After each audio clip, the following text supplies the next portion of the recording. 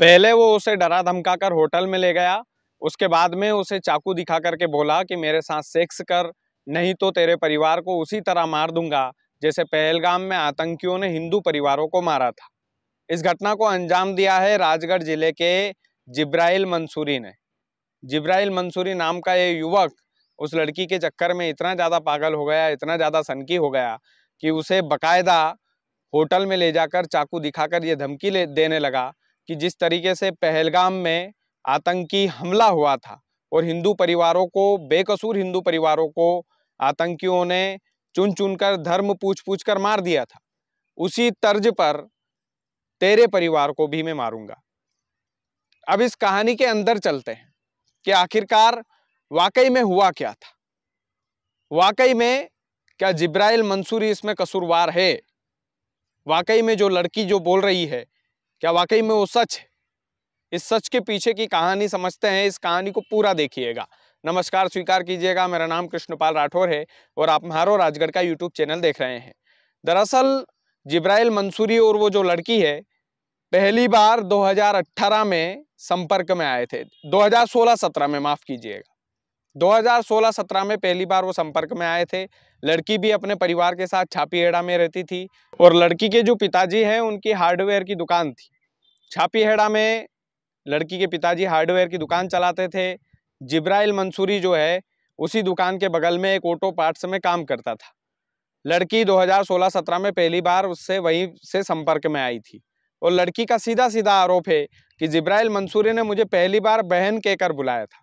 पहली बार उसने जब मुझे बहन बोला तो एक अपनत्व की भावना मुझे जगी और मैं उससे संपर्क में आई, उससे बातचीत करने लगी और बाकायदा जिब्राइल मंसूरी और लड़की की बातचीत होने लगी।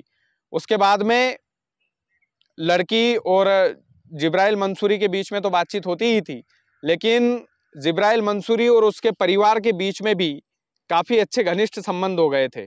जिब्राइल लड़की के घर पर आने जाने लगा, बाकायदा उसके परिवार का ख्याल रखने लगा और आना जाना उसका लगा रहता था।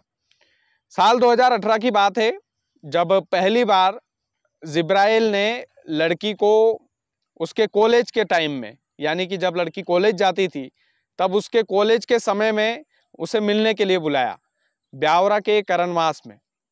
और लड़की जो है, लड़की का सीधा आरोप ये भी है कि चूंकि वो मुझे बहन बुलाता था तो मुझे उस पर बिल्कुल भी शक नहीं था। अच्छा खासा विश्वास जम गया था, अच्छा खासा रिलेशन हम दोनों के बीच में हो गया था और वो परिवार में भी उठता बैठता था। तो मैंने सोचा कि ठीक है, कॉलेज जाने के बहाने उससे मैं मिल लेती हूँ। और उस समय उसके पिताजी, लड़की की पिताजी की तबीयत भी खराब रहती थी, तो कॉलेज जाने के बहाने वो लड़की करणवास में जिब्राइल से मिलती है और जिब्राइल उसे एक होटल में ले जाता है और उसके साथ ज्यादती करता है, उसके साथ गंदा काम करता है। उसका बाकायदा वो वीडियो बनाता है, बाकायदा उसका वीडियो शूट करता है और उसके बाद में लगातार उसे उस वीडियो के दम पर ब्लैकमेलिंग करता है। फिर लड़की ने एक और आरोप, गंभीर आरोप ये लगाया कि 2018 में हम पहली बार करणवास में मिले, होटल में मिले और उसने मुझसे गंदी गंदी हरकतें की और उसका बाकायदा वीडियो बनाया। उसके बाद में 2020 में लड़की के पिताजी की डेथ हो जाती है, उनकी मृत्यु हो जाती है किसी बीमारी के कारण। उसके बाद में 2020 के कुछ दिन बाद ही लड़की और उसके छोटे भाई और उसकी माता जो है छापीहेड़ा छोड़ करके इंदौर शिफ्ट हो जाते हैं। और इंदौर में शिफ्ट होने के बाद लड़की, उसके छोटे भाई और उसकी माता यानी कि लड़की की मम्मी, ये तीनों चारों रहने लगते हैं। तो अच्छी खासी उनकी ज़िंदगी चल रही होती है। साल 2025 में जिब्राइल उसे फिर से परेशान करने की कोशिश करता है, लगातार उसे फ़ोन करने की कोशिश करता है। लड़की जो है फ़ोन बंद भी रखती, लेकिन लड़की फ़ोन बंद रखती तो उसके जो छोटे भाई है लड़की के, जिब्राइल उनको फ़ोन करता और एक एक फ़ोन नहीं करता, 100 फ़ोन लगा देता लगातार। वो इतना ज़्यादा सनकी था जिब्राइल। उसके बाद में जब लड़की के भाई भी फ़ोन नहीं उठाते थे तो जिब्राइल राजगढ़ से इंदौर आ गया। लड़की का उसने घर भी ढूंढ लिया, बाकायदा लड़की का घर ढूंढ करके सीधे उसके घर में घुसा। लड़की इंतफाक से उस घर में अकेली थी। उस लड़की को जिब्राइल ने डराया धमकाया और डरा धमका करके उस घर से वो ले गया और बाकायदा उसने बोला कि अभी मेरे साथ चल। तो लड़की बेहद ज़्यादा डर गई।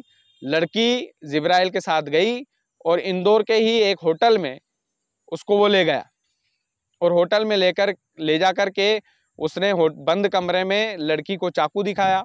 चाकू दिखा करके वो बोला कि मेरे साथ सेक्स कर, नहीं तो तेरे परिवार की वही हालत करूंगा जो पहलगाम में आतंकियों ने हिंदू परिवारों की थी। लड़की ने सीधा आरोप ये लगाया है।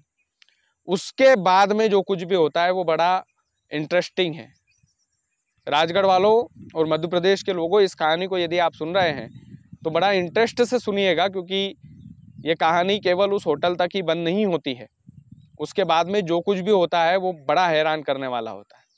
लड़की के साथ इंदौर के होटल में जिब्राइल मंसूरी बाकायदा अवैध संबंध बनाता है, एक बार फिर से उसके साथ सेक्स करता है, उसके बाद में उस लड़की को छोड़ देता है। 29 अप्रैल को लड़की अपनी मम्मी को सब कुछ बताती है।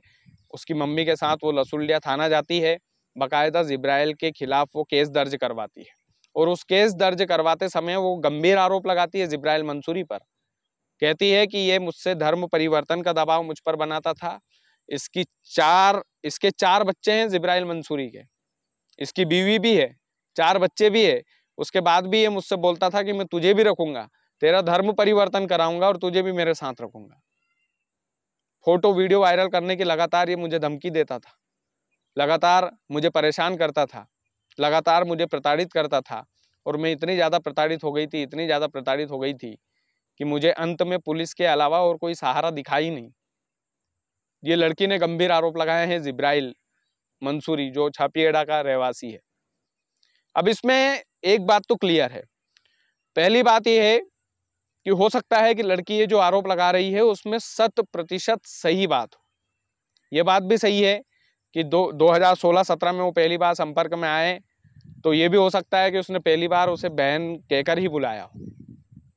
ये भी हो सकता है कि उसने चाकू दिखा करके बंद कमरे में ये बोला हो कि मैं तेरे परिवार को खत्म कर दूंगा, जैसे पहलगाम में आतंकियों ने हिंदू परिवार को मारा है। उस लड़की ने जितने गंभीर आरोप लगाए सारे सही हो सकते हैं, लेकिन उस लड़के की जितनी गलती है उससे कई ज्यादा गलती इस लड़की की भी है। 2016-17 में जब पहली बार ये लड़की मिली जिब्राइल मंसूरी से और ये बोल रही है कि मैं उसे भाई मानती थी अपना, तो इस नाते में मिल ली उससे, तो फिर होटल में ये लड़की गई क्यों? उसे होटल के दरवाजे तक जाना ही नहीं चाहिए था। क्या कोई भाई अपनी बहन को होटल में ले जाता है? और क्या कोई बहन अपने भाई के साथ होटल में जाती है? तो इस लड़की को वहीं समझ जाना था। हो सकता है कि ये लड़की उस समय नादान भी हो, लेकिन एक बात तो क्लियर है कि ये जो लड़की है ये इतनी नादान भी नहीं होगी कि ये जो आरोप लगा रही है कि भैया उसके बाद में जो है लगातार ये मुझे वीडियो ब्लैकमेलिंग करता होगा, लगातार ये लोग मिले भी होंगे, लगातार रिश्ते में रहे होंगे, तमाम सारी बातें रही होंगी, लेकिन 2020 से 2025 का जो गैप है उसमें ये लोग मिले ही ना हो, ये तो संभव है ही नहीं। दरअसल लड़के की भी आदत डल गई होगी और इस वजह से वो लड़का ज़्यादा प्यार में पड़ गया होगा, ज़्यादा उसकी आदत हो गई होगी इस लड़की की, इस वजह से। और इस लड़की ने अचानक से संपर्क खत्म कर दिया, इतने साल का रिलेशनशिप 1 मिनट में खत्म कर दिया, तो जाहिर सी बात है लड़का थोड़ा सा मेंटली डिस्टर्ब हो गया होगा, इसलिए लगातार उसके भाइयों को फ़ोन लगाने लगा होगा, लगातार जो है इसे धमकियाँ भी दी होगी। ये भी बोल दिया होगा कि भैया पहलगाम अटैक में जिस तरीके से आतंकियों ने हिंदू परिवारों को मारा है, ठीक उसी प्रकार मैं तेरी फैमिली को खत्म कर दूंगा। गुस्से में आदमी सब कुछ करता है, लेकिन जितनी गलती इस लड़के की है उससे कई ज़्यादा गलती इस लड़की की है। इस लड़की को होटल में जाना ही नहीं था पहली बार, और गई भी तो फिर जिस तरीके से इसने बोला कि भैया 2025 में फिर ये मुझे लगातार, और फिर दूसरी बार भी ये होटल में चली गई, तो पुलिस इस मामले में तहकीकात करेगी। पुलिस इस मामले में तहकीकात करे। अभी जिब्राइल को गिरफ्तार कर लिया है इंदौर पुलिस ने, लेकिन इस मामले की निष्पक्षता से पुलिस को जांच करना चाहिए कि ये लड़का और ये जो लड़की है ये क्या वाकई में दुष्कर्म का मामला है या फिर इन दोनों की वाकई में रिलेशनशिप थी, वाकई में इन दोनों का रिश्ता था। इस बात की बाकायदा जांच करना चाहिए इंदौर पुलिस को, और इंदौर पुलिस करेगी भी। बाकी इस कहानी से, इस घटनाक्रम से एक ही हमें सीख मिलती है कि आप जिस भी व्यक्ति से संबंध बना रहे हैं, यदि वो आपको बहन बोल रहा है, पहली नज़र में उसने बहन बोला, तो आपको उसके साथ होटल में जाने की ज़रूरत क्या है? होटल तक वो ले भी गया तो क्या घीस के तो नहीं ले गया होगा। यदि आपको उसके साथ रिश्ता नहीं बनाना है तो आपको होटल के बंद कमरे में या फिर बंद कमरे में जाने की उसके साथ जरूरत क्या है? सीधी सी बात है। नादान आदमी हो सकता है, लेकिन इतना ज्यादा नादान भी नहीं हो सकता कि भैया आप होटल के कमरे में जा रहे हो और पूरा दोष फिर लड़के पर मर रहे हो। मैं ये नहीं बोल रहा कि जिब्राइल मंसूरी ने सही किया, जिब्राइल मंसूरी सही है, हम तो उसका कड़ा विरोध करते हैं कि भैया जिस लड़की को तुमने बहन बोला उसके साथ गलत किया, वो तो अपराध है ही, अपराध की श्रेणी में आता ही है। लेकिन जितनी गलती लड़के की है उससे कई ज्यादा गलती लड़की की भी है। तो आप भी दूध के धूले नहीं हो। जो लड़की ने जो आरोप लगाया वो भी दूध की धूली तो नहीं हो सकती। तो कम से कम ये जो चीजें हैं ये सोच समझकर आज के ज़माने में करना चाहिए। चाहे रिश्ता हो चाहे कुछ भी हो, सोच समझकर ही बनाना चाहिए। मेरा कहने का मतलब सीधा एक ही है। बाकी मुझे उम्मीद है कि इस वीडियो को आप ज़्यादा से ज़्यादा शेयर करेंगे ताकि लड़कियों तक, हमारी बहनों तक ये वीडियो पहुँचे कि हर तरीके से वो आपको बहलाएंगे फुसलाएंगे, आपको बहन भी बनाएंगे, आपको गलत नाम से हिंदू नाम रख करके आईडी बना करके आपको पटाने की कोशिश करेंगे, आपके साथ हर तरीके से लव जिहाद करने की कोशिश करेंगे। लेकिन आपको इतना समझदार होना पड़ेगा कि आपको इन सब चक्कर में नहीं आना है। बहुत बहुत धन्यवाद।